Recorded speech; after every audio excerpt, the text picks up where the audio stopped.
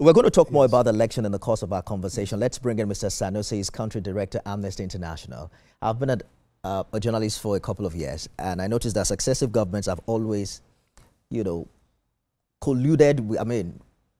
negated the reports coming from Amnesty International. They always do not agree with what you're saying, the figures you're pushing out, and some people call you biased and perhaps leaning towards the West.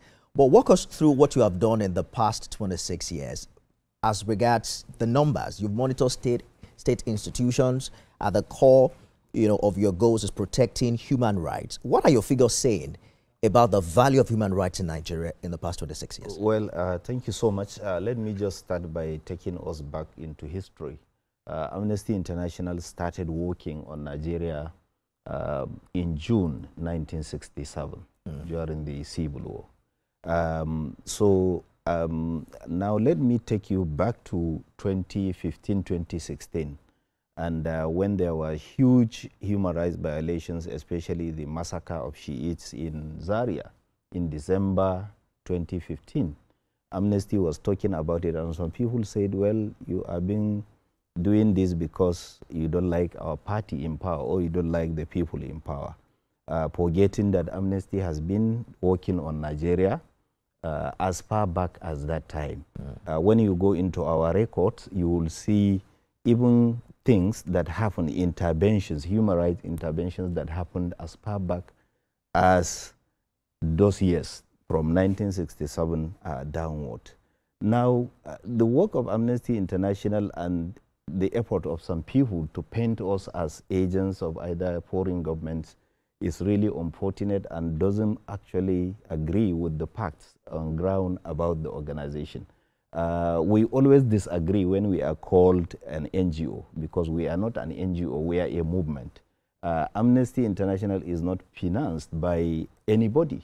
We don't accept donations from individuals who we believe do not align with our principles. We don't accept donations from governments. Amnesty International is financed by donations of individuals who are passionate about human rights. You have spent 50% of your time talking about Amnesty International.